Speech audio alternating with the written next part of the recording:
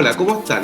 A nombre de la Agrupación Cultural Santo Domingo les quiero dar la bienvenida a este conversatorio que hoy nos convoca en torno a la Expo Virtual 2022 Santo Domingo. El invitado de hoy, a quien ya tenemos en pantalla, ¿cómo estás, Fernando? Hola Alfredo, muy bien, muchas gracias por la invitación. Bueno, nuestro invitado, Fernando Godoy, a quien tenemos en pantalla, ese es productor, fundador, director de la plataforma de arte sonoro Sonamic, una plataforma que funciona desde Valparaíso ya hace bastantes años y tiene como misión el desarrollo y la promoción de las prácticas sonoras contemporáneas mediante áreas de dirección, de producción, de radio, residencias, exhibiciones, etc.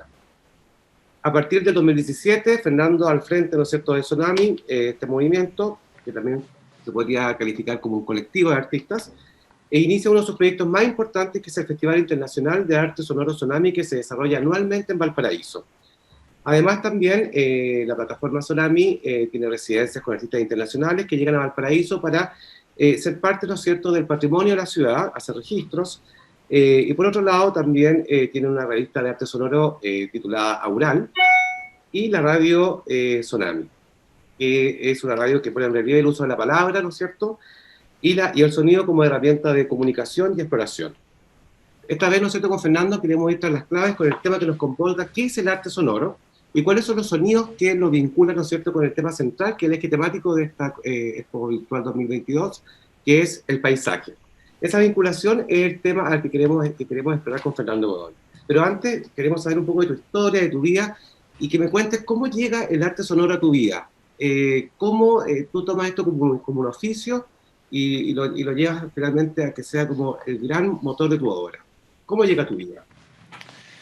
Alfredo, mira, bueno, creo que podría contarlo a partir casi de un evento epifánico, podría decir, que tuve haciendo una escucha de una música. Yo, bueno, siempre estuve vinculado a la música. Yo tocaba instrumentos, tocaba batería cuando era niño. Y siempre fui curioso también, siempre fui curioso por las músicas en general. Las músicas me llamaban la atención, digamos, las músicas que eran un poco más extrañas, un poco más lejanas quizás también. Eh, y, pero un día yo estaba escuchando por un amigo que se le quedó un cassette en mi casa donde yo vivía en ese momento, era estudiante, se le quedó un cassette. Y me levanté en la mañana y mi compañero de casa de ese momento, estudiante, también me dice, oye, escuchemos este cassette que se le quedó a Oscar. Y bueno, nos sentamos a escuchar, hacíamos sesiones de escucha, o sea, concentrarnos a oír. Y desde que le dimos play hasta que paró el cassette, digamos, yo quedé totalmente absorbido por lo que escuchaba. Entré en una dimensión, en un relato de la narrativa musical, experimental, era un cassette de música experimental, que me dejó absolutamente choqueado. Y después de esa experiencia, yo dije, no, tengo que estudiar música, o sea, no puedo hacer otra cosa en mi vida, digamos, o sea, tengo que estudiar música. Era un cassette de un disco que se llama Gravity, de un guitarrista inglés de música experimental, todavía está vivo, de los años 80, 70, que se llama Fred Frith. Y ahí encontré como una manera de pensar que de verdad me cambió profundamente y me llevó a estudiar música. Yo cuando entré a estudiar música acá en la Universidad Católica de Valparaíso, ya tenía un bagaje más o menos amplio en lo que es la música contemporánea, la música experimental, y fue ahí de estudiante, digamos, que la curiosidad me empezó a llevar a otros territorios. Partí descubriendo justamente el paisaje sonoro. Tenía un microfonito chiquitito, Sony, tenía mini disc en ese tiempo, y hacía grabaciones para donde iba, básicamente. Empezaba a grabar, me llamaba la atención la escucha. Y es a partir de ese fenómeno, de la escucha concentrada, profunda, que yo diría que de forma personal empecé a entrar en este ámbito que es el arte sonoro, en la disciplina del arte sonoro. Pero fue muy intuitivo, muy de descubrimiento, muy de encontrar cosas en internet, muy de abrir un mundo que era un poco desconocido, que quizás sigue siéndolo en muchas medidas y que está en construcción. ¿Qué fue lo que se apoderó de ti? ¿Por qué la pasión se desarrolló? ¿Qué elementos encontraste que podían ser sustitutivos, por ejemplo, de una obra creativa visual, en tu caso? ¿Por qué dijiste, esta va a ser mi disciplina? Yo creo que tiene que ver con, probablemente todos tenemos, no sé, ciertos focos, ¿no? Ciertas inclinaciones por cosas o por campos perceptivos. En mi caso, era el oído, era escuchar, o sea, me generaba me conmovía y me generaba también mucho placer estético, ¿no? O sea, yo realmente disfrutaba de sentarme a escuchar músicas, básicamente. Y después empecé a disfrutar de sentarme a escuchar el paisaje. El paisaje del sonido. Y bueno, me imagino que cuando entraste a ese universo te encontraste con un montón de referencias y de momentos históricos relativos al arte sonoro y que tienen que haberte llamado mucho la atención. Según tú ahora, en el presente, ¿cuáles crees que son esos momentos relevantes en la historia del arte sonoro que para ti son significativos? Sí, para mí, bueno, hay referentes que son vitales, yo diría centrales, y uno de ellos, quizá el principal, que personalmente a mí me influye mucho, es lo que hizo John Cage. Que John Cage es un compositor, él venía de la música, norteamericano del siglo pasado, que empezó su carrera como por los 50, pero en los 60 ya empezó, lo que él hizo básicamente fue expandir los límites de lo que entendemos como música, ¿ya? O sea, tiene una obra muy famosa, que es 4 minutos 33 segundos, y que básicamente es una obra donde no se emite ningún sonido, es silencio, y que fue muy polémica también. Cuando esto se hizo en los años 60, llegó el pianista, puso la partitura, abrió el piano, digamos, el teclado del piano, y puso el tiempo y tocó la obra, digámoslo, pero la obra está compuesta solo de silencios musicales, ¿ya? Entonces, finalmente no emitió ningún sonido. Eh, y ese gesto fue muy potente en ese momento, digamos, porque por primera vez se empezó a considerar que el silencio también es parte de la creación, digamos. Sentido. Claro, entonces él lo que hizo fue ese gesto, toda su carrera hizo ese gesto, de ir abriendo espacios, de ir imaginando otras posibilidades para el campo, en su caso de la música. Y sin quererlo, probablemente empezó como a acercarse fue más allá de la música. Porque ese Todo el fue un mundo pionero del arte sonoro, ¿no? fue un pionero, él también fue un pionero del movimiento Fluxus. Y John Cage no solo compuso y tiene muchas obras escritas, digamos, sino que también él escribía. Hay gente que le gusta más como filósofo, como pensador, que como músico, digamos. Hay otros que está más compartido, digamos. A mí me gusta como los dos, me gusta también mucho su música. Me Eh, imagino que de todas maneras la corriente del arte sonoro debe tener mucha teoría. Creo que debe estar muy unida, ¿no? Debe estar muy unido también con la palabra o con la reflexión, por Con decirlo el de alguna pensamiento, sí. O sea, sin duda, o sea, en los últimos años se ha abierto un campo inmenso que de hecho se llama estudios sonoros. Y que, claro, se empezó a pensar finalmente las prácticas con el sonido en sí mismo y el sonido en relación con las ciudades, con el territorio. Se abrió mucho, pero en el caso de Cage, él lo hacía más como estéticamente, o sea, él escribía, se empezó a vincular muy fuertemente, que fue su influencia principal, digamos, la filosofía oriental, ¿ya? También tenemos que pensar que eran momentos de la historia en Estados Unidos, años 60, los hippies, digamos, y como que Oriente entró en ese momento. Bueno, él se influenció mucho por el pensamiento oriental y básicamente él empezó a incorporar ciertas metodologías para componer que tenían que ver con el azar. Componía, por ejemplo, tirando dados o también utilizando lecturas del I Ching o procedimientos que finalmente, donde él de alguna manera como compositor, digamos, esta idea como romántica del compositor, del artista, que es un genio creador, que desborda, que la musa lo inspira, digamos, él trata como de salirse de eso y para lograrlo empieza a utilizar el azar, donde finalmente él no toma las decisiones, digamos, sino que él construye un marco de acción, de un juego, podríamos decir, y la interna, bueno, empiezan a entrar variables que no son determinadas por la voluntad de él ni por los gustos de él, sino que por otros fenómenos que se escapan a lo humano. Entonces, esa manera de pensarlo también fue una forma como de expandir el campo de lo que en ese tiempo se entendía por música, y sin duda que eso ¿O hay influenció. otras referencias que para ti también sean importantes de la música, a lo mejor que hayan tenido, que hayan deslindado con los dominios del arte sonoro? Sí, hay otras referencias. Bueno, yo creo que Cage a mí me gusta mucho, pero también, sobre todo por esta dimensión, que no solamente fue un artista, ¿ya? Sino que también fue un pensador, fue una persona que abrió nuevos caminos. Hay otros claro, que quizás son más artistas, pero que sin duda que hicieron cosas importantes porque fueron instalando conceptos, ¿no? Por ejemplo, Max Neuhaus, que también era americano, de hecho, eh, me parece que en algún momento se topó con John Cage. Que venía de la música también, tocaba música contemporánea, era percusionista, pero empezó a hacer otras cosas, ¿ya?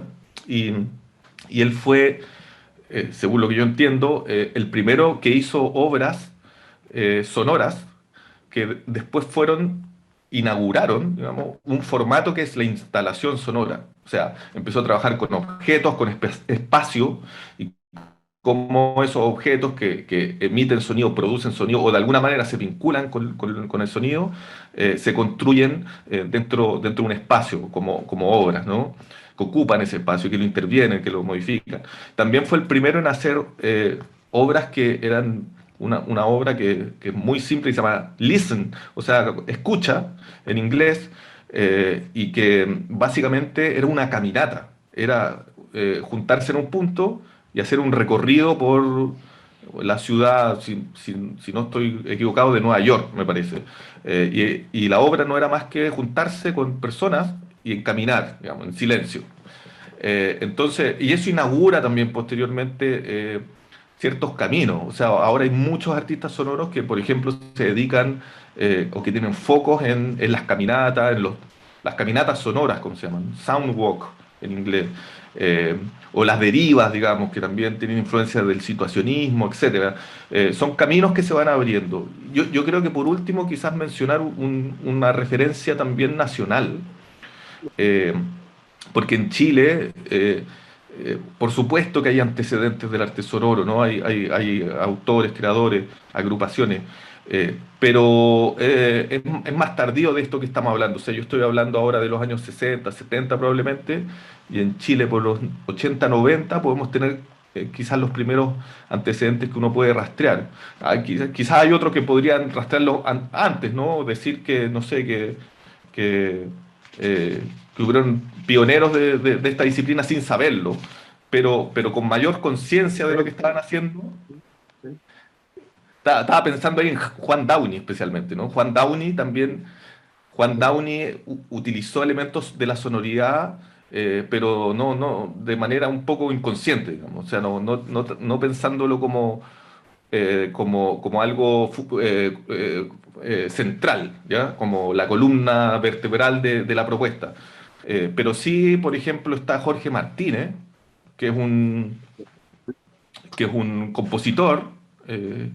Él viene de la música contemporánea, es compositor, pero él estuvo exiliado en Italia durante los 80, 70, 80, y ahí conoció tuvo contacto con gente que estaba metida en el paisaje sonoro, en la escultura sonora, y de hecho tiene algunas esculturas sonoras de los 80. Entonces, fue uno de los primeros en Chile también. También podría mencionar probablemente a Rainer Krause. Ya que estamos en este terreno donde los límites entre la música y el arte sonoro pudieron haberse en algún momento confundidos, ¿cuáles podrías tú establecer como especialista, ¿no? ¿Cuáles son las diferencias y los límites entre las dos disciplinas que es la música y el arte sonoro? Es una excelente pregunta porque para mí creo que esa diferencia es la que hace más difícil definir el arte sonoro, probablemente, porque cuando estamos hablando de escultura sonora o de instalación sonora, no hay duda. Uno ve una escultura que está hecha, pensada para que suene, por el viento o lo que sea, y no hay mucho margen de error, digamos. Pero entre la música, en lo performativo, cuando entramos a lo performativo, se pone un poco más difícil la situación. Yo, en lo personal, creo que los discursos son distintos, digamos, la manera de articular narrativas, ¿ya? Son distintas. Eh, de hecho, o sea, si no, no existiría la palabra. O sea, por algo existe una palabra que se llama arte sonoro y otra que se llama música, ¿ya? Entonces, creo que desde mi posición personal me parece importante hacer esa distinción. Y creo que también una diferenciación relevante tiene que ver probablemente también con la consideración de las variables, en el sentido de que en las performatividades de arte sonoro, que yo al menos la entiendo así, eh, pueden entrar también otros discursos, puede entrar la luz, el espacio, una concepción espacial distinta, una concepción performativa también distinta, o sea, cómo el propio cuerpo, cómo se sitúa en esa situación, digamos. Eh, y ahí empiezan a haber diferencias, digamos, porque la música se concentra quizás demasiado o con mayor focalización solamente en el discurso auditivo. Eh, Cuando hablamos de performatividad en arte sonoro, yo creo que es muy importante el discurso auditivo, pero pueden entrar otras variables que complejizan la situación finalmente. Y por ahí uno podría empezar a diferenciar. Ahora, sin duda que hay cosas que son muy ambiguas. A veces uno puede probablemente estar en presencia de ciertas obras que uno dice, ¿qué es esto, no? Pensaba en Laurie Anderson, por ejemplo, que tiene como que va de la música, pero también experimenta con algunas nociones de arte sonoro. No sé si tú cómo lo ves eso. Es un personaje más conocido. Sin duda que Laurie Anderson se expande, desde mi punto de vista es música. Ya. Está dentro de la música, pero sin duda que está hacia unos límites que Ahora, son más difusos. perfecto. Porque, claro, la manera en que tiene justamente de performar, también los elementos que utiliza, ¿no? También eso a veces es un parámetro importante. Los elementos que se utilizan, por ejemplo, ¿cuál es el instrumento? ¿Ya? A veces el instrumento puede ser, no sé, objetos cotidianos, Todo o puede pueden ser un ser instrumento. prácticamente. Entonces, también eso ocurre que hay músicas que ocupan instrumentos muy extraños, pero las performatividades de arte sonoro también en muchas ocasiones utilizan objetos que finalmente son los instrumentos y los crean, son inventados, son producidos, digamos, por los mismos artistas. Eso es bastante común. Fernando, mira, escuchándote, imagino que también otra variable debe ser el tema del público, ¿no? De su audiencia, y de quienes consumen una cosa o la otra. Desde ese punto de vista, yo creo que somos bastante como ignorantes, ¿no es cierto?, del patrimonio sonoro. ¿Y tú qué crees tú que las personas dejamos de lado o no vemos o no absorbemos al momento de enfrentarnos al patrimonio sonoro? Yo creo que eh, es- la respuesta es súper simple, o sea, en el fondo a veces tenemos las cosas tan encima que no las vemos, digamos, o no las escuchamos, ¿no? Eh, y el ejercicio que uno debiera hacer es un poco desprejuiciar la escucha. Es como si yo salgo a la calle, digamos, y es como estoy tan absorbido por mi rutina, por mi vida cotidiana, que finalmente, probablemente cuando camino, no sé, voy al trabajo y no estoy muy atento a lo que ocurre, ¿no? Eh, y claro, yo creo que para disfrutar de esto que tú dices, por ejemplo, el patrimonio sonoro o la realidad, digamos, la experiencia estética del sonido, eh, uno tiene que finalmente hacer el ejercicio de conectarse. Es un ejercicio activo, ¿ya? O sea, la escucha activa es eso, digamos, no es algo que simplemente llega. Uno tiende a pensar lo contrario, porque El oído es algo como que recibe nomás, ¿no? Como que recibe y, bueno, y procesa ahí el cerebro, el inconsciente, y va dejando cosas que me llaman la atención o que significan de distintas formas más relevantes. Pero finalmente uno puede entrar también en otras formas de escuchar, otras formas de percibir, otras formas de conectarse con los sentidos. Y no solo en el sonido, por supuesto que en los otros sentidos también, ¿no? Otra forma de mirar. eh, y sin duda que el arte sonoro apunta mucho en esa dimensión y el tema del paisaje sonoro apunta totalmente en esa dirección, digamos. O sea, eh, Es muy interesante lo que estás hablando porque también somos todos testigos, ¿no es cierto?, de que la historia del arte formal, por decirlo de alguna forma, siempre ha tenido el paisaje como un protagonismo desde las artes visuales, ¿no?, de la imagen, de la representación visual. En este caso, ¿cómo el arte sonoro se impone, ¿no es cierto?, y desafía este status quo para decir nosotros también tenemos cosas que decir y que sostener y que reflexionar, me imagino también. En ese sentido, ¿cómo se defiende el arte sonoro? yo creo que si uno hace el ejercicio, por ejemplo, de ver una película y quitarle el sonido, es otra película, ¿no? Es como un poco eso pasa, ¿no? Quizás no nos damos cuenta de esa mutua dependencia entre lo visual y lo sonoro, y habitamos la realidad que es completamente envolvente en términos de sonido, digamos. O sea, el oído no tiene un ángulo, no tiene nos llega en todas las direcciones, es mucho más experiencial, ¿ya? Es como meterse dentro, es mucho más esa experiencia como de envolverse en sonido. Estamos continuamente envuelto en sonido. En cambio, uno puede cerrar los ojos, ¿no? Uno puede mirar hacia un lado o mirar hacia otro. Eh, Son campos perceptivos que claramente son distintos, pero también son complementarios en mucha medida.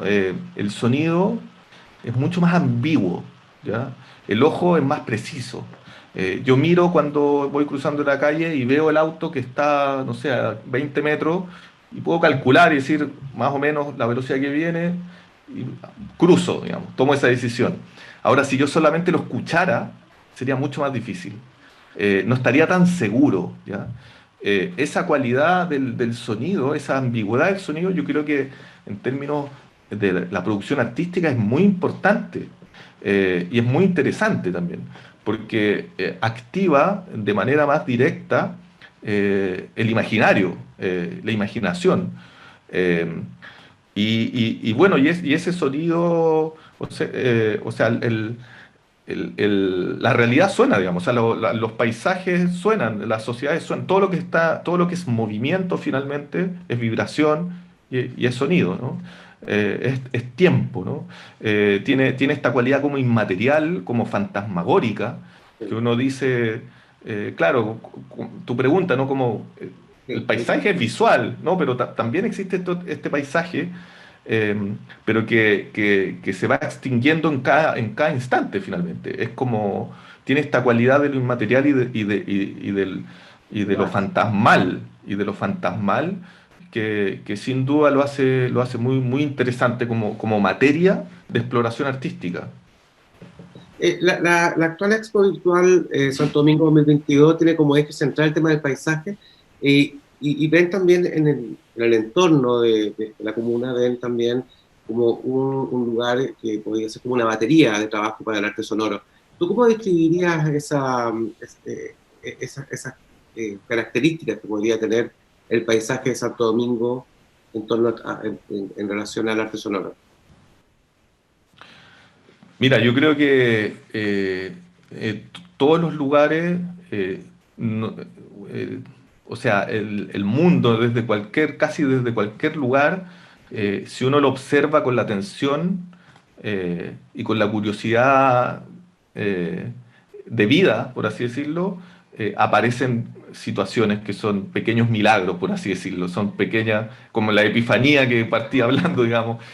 Uno puede asombrarse constantemente y todos los lugares tienen probablemente ese potencial que está ahí, digamos. Entonces, para mí es una invitación permanente a intentar conectarse con la situación, con lo real, podríamos llamarlo, o como sea, digamos, de estar ahí vivo realmente, ¿no? Y los sentidos son en gran medida eso, ¿no? La manera que tenemos de ingresar en esa vida.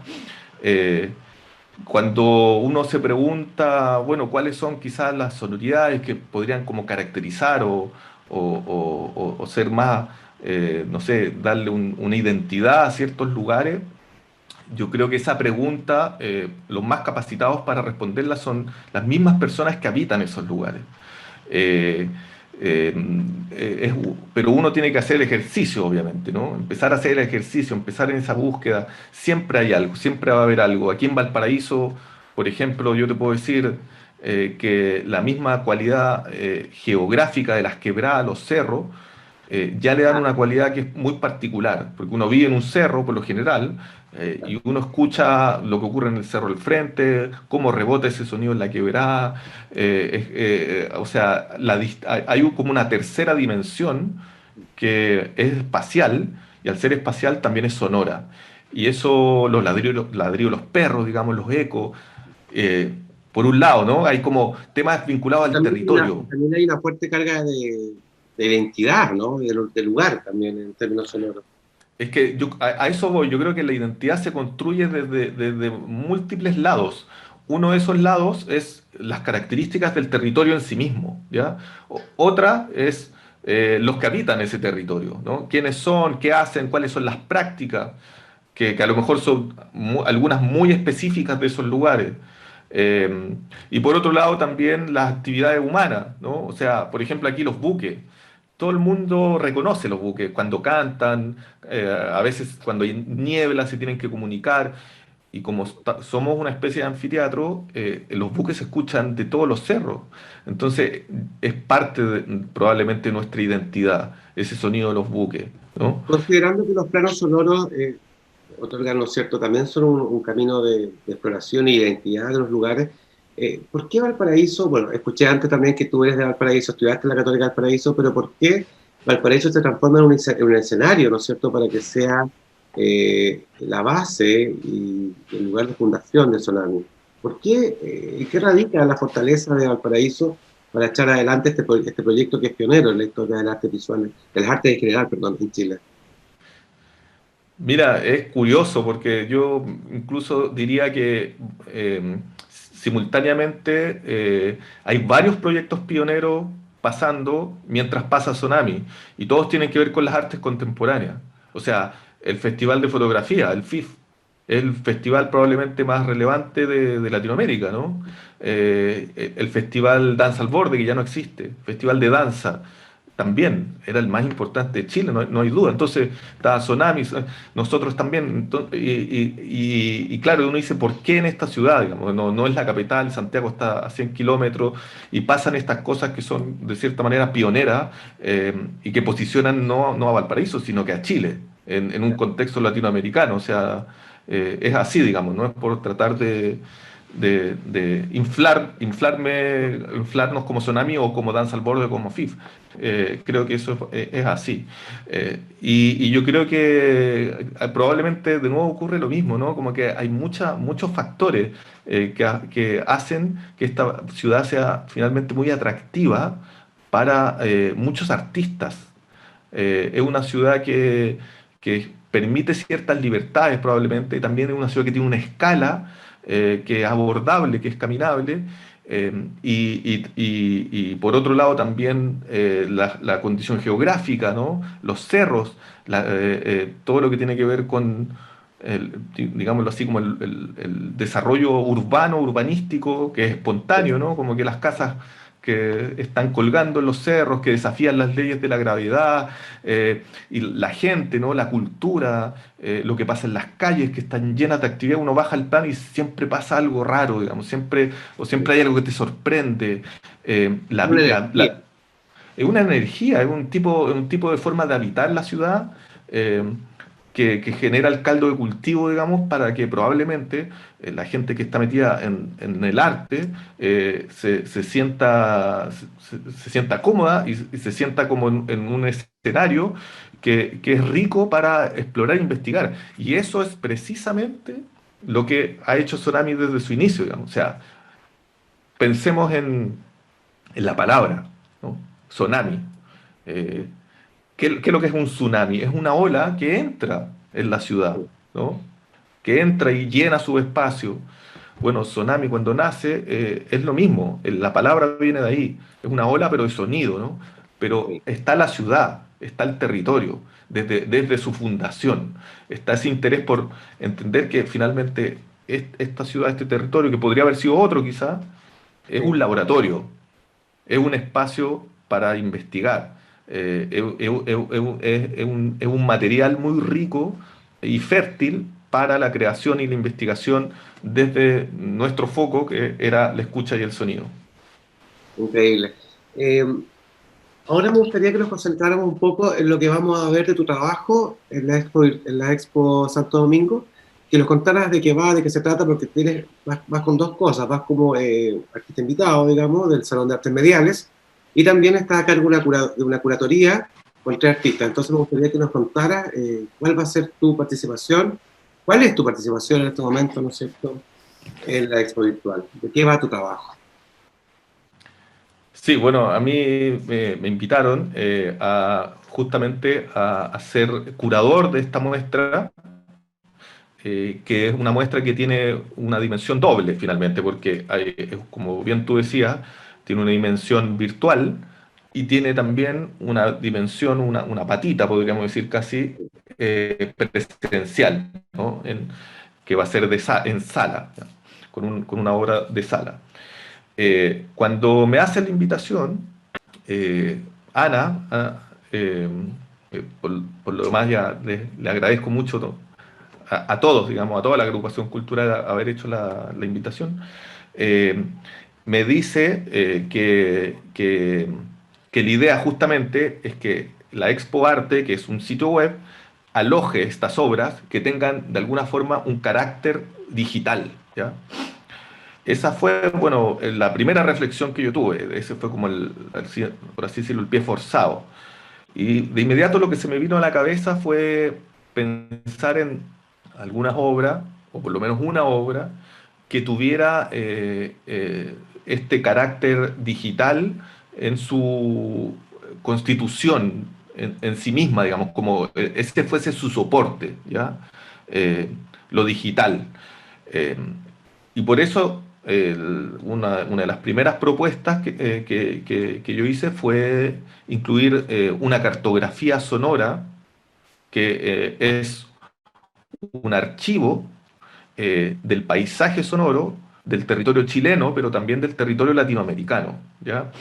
Y ese archivo se construye en Internet utilizando las lógicas de Internet, y esto significa principalmente la colaboración, y que finalmente es un espacio que es un espacio abierto donde son digámoslo así, los participantes, los colaboradores, los que van entregando los contenidos, ¿ya? Entonces es un mapa que se construye de forma colectiva, que se construye de forma colaborativa, eh, y que ya lleva casi 10 años, digamos. Entonces, esa fue la entrada, digamos. Por ahí yo partí pensando esto, y que sería en este caso el proyecto Audiomapa, ¿ya? Que es audiomapa.org. Cuando la gente entre a la plataforma, se va a encontrar, bueno, con la información relativa al audiomapa, con un audio, una pequeña explicación, pero también con un video, ¿ya? Porque el audiomapa es un proyecto que es de Sonami, ¿ya? Es un proyecto que surge bajo el alero de esta plataforma que es Sonami. Perdón. Entonces nosotros hicimos un video que de alguna manera lo que pretende hacer es instalar este concepto del paisaje sonoro, esta idea del paisaje sonoro. Entonces la gente cuando entre se va a encontrar con este video que en el fondo de una forma que intentamos hacerlo estéticamente atractivo, con Carlos Lertora, que es el realizador audiovisual que es parte del equipo de Sonami. eh, este video presenta, digamos, estas ideas, ¿ya? Entonces, pone el foco en la escucha, a pesar de que es audiovisual. Esa es la primera obra, que obviamente uno ve el video y al final tiene una referencia para entrar directamente a la plataforma que sería el mapa. Perfecto. ¿Y lo que va a ser presencial? Sí, me faltaron dos obras todavía también. Hay una obra más que es de Elisa Balmaceda. Sí. Elisa Balmaceda es una artista que está, ya no sé dónde vive, pero está entre Concepción, Santiago, a veces está en Alemania, no estoy seguro cuál es su residencia formal, me parece que, que es Concepción. Y ella podría definirla como artista medial, eh, Sí. que viene trabajando con temas que tienen que Estaba ver con presentada Umbra, ¿no? Umbra, tienen que Sí. ver con la ecología, tienen que ver con la relación entre lo humano y lo no humano, y tienen que ver con lo sensible. Y a partir de lo sensible, Elisa hace ya un par de años que está metiéndose bastante, de manera bastante importante, en la exploración sonora. Eh, entonces ella trabaja también con paisaje sonoro, trabaja también con, que esto puede ser muy interesante decir, con explorar la dimensión imperceptible del sonido. No solamente uno puede explorar lo imperceptible de lo visual, sino también del sonido, por ejemplo, el sonido electromagnético, o sea, el sonido que producen los campos magnéticos, ya sea de forma natural, que produce el planeta, el sol, o como también los dispositivos creados por el hombre, ¿no? El computador, la corriente eléctrica, etcétera. Uno puede explorar esa dimensión también, como puede explorar el sonido bajo el mar, bajo el agua, de distintas formas. Ella tenía ha hecho una exploración de perceptiva importante, y bueno, esta obra en particular está hecha en el Bosque Pehuen, que ella hizo una residencia ahí con la Fundación Maradentro, ¿De adentro? Sí. y sí, y durante el eclipse, que fue eh, el año pasado, fue el eclipse, ¿no? Si no me equivoco, Un poquito más de un año. 2020, el Principio de 2020 en diciembre. sí. Claro, durante el eclipse ella hizo una serie de grabaciones, ¿ya? En video, en audio, y a partir de eso construye una obra que es audiovisual, ese es su soporte, ¿ya? Perfecto. Y la tercera obra, que también va a estar en la Expo Virtual, que es digital, es de Claudia González. Ella es de Hidroscopía. Hidroscopía, exactamente. Ella es de Santiago, vive en Santiago, y ella viene trabajando este proyecto de hidroscopía hace bastantes años, y ha hecho varias versiones, donde principalmente es una pregunta a partir de nuestra relación con el agua, ¿no? Con el tema del agua. Sí. Y ha hecho harta investigación bueno, del río Mapocho, del río Loa, y creo que también hay Hidroscopía un tercer. específicamente creo sobre Río Mapocho, ¿no? Este es un video también, lo que vamos a presentar en la expo virtual. Es un ¿Ya? video que está, claro, específicamente es una derivación de la obra Hidroscopía Mapocho. Hidroscopía Mapocho también es una instalación, también son unos grabados que forman parte de la instalación. Y ella lo que está haciendo es producir un video para la muestra, que es una extensión de estos procesos artísticos, pero llevados al formato audiovisual. Ella, cuando hace esta exploración, también lo mismo, digamos, el sonido es muy relevante. O sea, ella va haciendo registros del río, va haciendo entrevistas también, y tiene una mirada, digamos, una concepción de la investigación artística donde el sonido es sin duda muy, muy relevante. Eh, Esas tres obras componen la muestra virtual, y hay una cuarta obra eh, que va a estar en el Centro Cultural, en espacio físico ahí, en la galería, que RCD Pirata. es exacto, RSD Pirata de Bárbara González. González. Bárbara González es, yo diría, de las tres mujeres que he mencionado, ¿No? probablemente la que es más artista sonora, digamos, como artista sonora, bien sonora, porque ella viene trabajando con sonido hace muchos años, ha participado varias veces del Festival Tsunami, hemos trabajado juntos muchas veces, es como de la casa. Bueno, Claudia también, la verdad, Claudia también ha trabajado varias veces con nosotros. Tiene y más Elisa también estuvo en desarrollo residencia. Pero ella tiene, claro, todas sus obras son, el sonido es súper, súper central, digamos. Y ella, bueno, lo que hace es investigar las relaciones, esta obra que va a ser RSD Pirata, investiga las relaciones entre justamente el paisaje sonoro, el contexto, la situación acústica que está alrededor del espacio de exhibición, el afuera, digamos, como también el adentro, y esas señales sonoras de alguna manera se traducen en otros fenómenos que son visuales, que son objetuales, O sea, que desde el y que sonoro, finalmente construyen, exacto, el sonido es como, digámoslo así, como una señal de entrada para que otros acontecimientos perceptivos ocurran, ¿no? Donde también está lo visual y lo objetual. un poco como, ¿Algo me iba a decir? sí, que me parece como correcto preguntarte, eh, tú recién hablabas como de la translucidez del patrimonio sonoro, de esa cosa invisible que puede tener y que lo hace ambiguo. ¿Existe a lo mejor cierta dialéctica, cierta contradicción de que el arte sonoro tiene que de pronto acudir como a otras formas de representación para hacerse posible? Te lo pregunto porque eh, Sí, veo que hay muchas relaciones que parten del arte sonoro, pero finalmente confluyen en lo multidisciplinar. Y eso podría ser a lo mejor una fortaleza o una debilidad. Cómo tú lo ves? es que para mí el arte sonoro es todo eso, digamos. O sea, si uno lo define, es un arte que no tiene un formato único, tiene múltiples formatos. O sea, cuando hablamos de arte sonoro, podemos estar hablando de poesía sonora, por ejemplo, de escultura sonora, de performatividad, de instalación sonora, de paisaje sonoro. O sea, es múltiple. No utiliza solamente el formato de, digámoslo así, Sí, es mucho más amplio. el sonido o unos parlantes. No, es mucho más amplio. Utiliza los objetos, utiliza la escultura. Incluso hay arte sonoro que no suena, arte sonoro no coclear se le llama.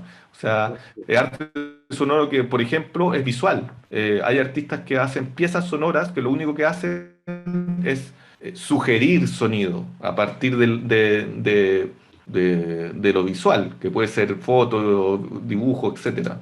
Entonces, en el fondo, cuando hablamos de arte sonoro, podemos estar hablando de cualquier formato, ¿ya? No se limita, o no se concentra en un formato único, sino que pueden ser múltiples formatos, pero lo llamamos arte sonoro finalmente porque el sonido o la reflexión sobre el sonido o la escucha está en la médula de la obra, ¿ya?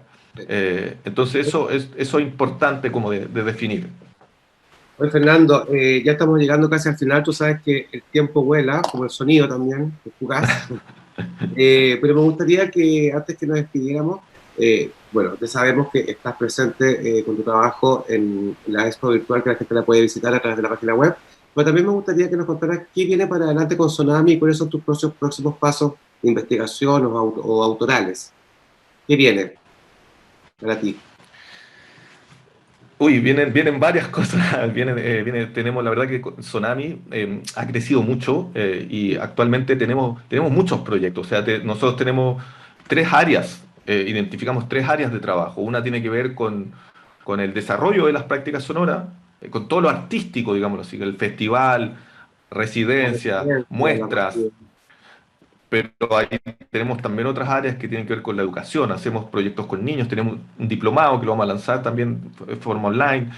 Y por otro lado tenemos toda un área de trabajo editorial, que tiene que ver con la producción de una revista, con la producción de catálogos y ahora también un libro que estamos trabajando. Entonces, se vienen muchos proyectos. Lo que puedo decir es eh, que este año ya tenemos asegurado, por ejemplo, hablando como de los proyectos quizás más relevantes, más visibles, el festival, que es a fin de año, es el número 16, el 16º Festival Tsunami, que es de carácter internacional, que es un festival de residencia finalmente. No es un festival solamente de exhibición, sino que todos los artistas vienen a hacer proyectos, residencias en la ciudad, por lo tanto están un mes trabajando en la ciudad para producir distintas muestras que después se abren al público. Este año vamos a hacer un festival de colectivos artísticos. No vamos a trabajar con artistas individuales, sino que con agrupaciones, con colectivos, que nos parece muy interesante también entrar en esas dinámicas, en esas lógicas de producción, donde las decisiones son negociaciones finalmente entre grupos de artistas. Eh, y por otro lado, bueno, tenemos también varios proyectos que tienen que ver con estos otros ámbitos que te mencionaba. Tenemos que sacar un par de libros, tenemos que hacer un nuevo número de la revista Rural. eh, Restaurar. y en lo personal, la revista en lo personal también hay, yo tengo que continuar ahora pronto, en marzo, un proyecto que también está vinculado a Sonami a través de la radio, que es radiosonami.org, que es un proyecto que se llama Archipiélago, que ocurre en la isla de Chiloé, que ya hemos hecho 3 viajes, ahora vamos a hacer el cuarto viaje, y que básicamente consiste en que una embarcación de 20 metros de longitud más o menos, eh, muy bonita, hecha madera, hecha en Chiloé, digamos, la transformamos en un estudio de radio y también en un laboratorio de exploración de las señales acústicas que vienen del mar, como un receptor, digamos, como una gran oreja que navega y va recolectando y archivando sonidos de bajo el mar a través de dispositivos que se llaman hidrófonos, pero también es una radio y emite, digamos, emite paisajes, emite situaciones.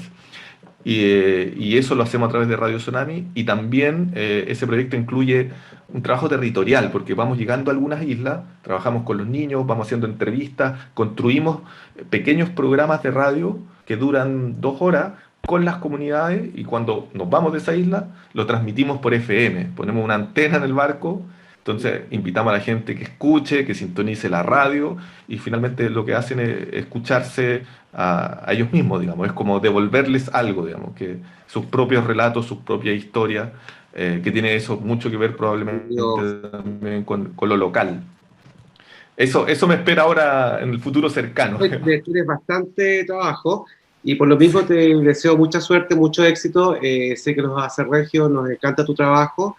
Me quiero despedir de ti, agradecerte enormemente a nombre de la Agrupación Cultural Santo Domingo tu buena onda y tus reflexiones en torno a algo que estamos, yo creo que recién aprendiendo como a conocer y a reconocer como una práctica del arte contemporáneo. Alfredo, un gusto. Reitero mi agradecimiento al interés en el trabajo que estamos desarrollando acá desde Valparaíso con Sonami. Cuando gusten, siempre disponible y bueno, estamos en contacto. Muchas gracias. Un saludo también a todas y a todos los que están viendo este video. Muchas gracias, Fernando. Estábamos entonces con Fernando, un director, fundador y organizador de toda la plataforma Sonami desde Valparaíso. A todas las personas que nos escucharon, les damos las gracias por haber tenido las orejas bien abiertas, ¿no es cierto?, para por conocer más de esta práctica que realmente es nueva y que nos convoca, ¿no es cierto?, como uno de los platos fuertes de lo que es la programación de la Expo Arte 2022. Un saludo para todos y muchas gracias.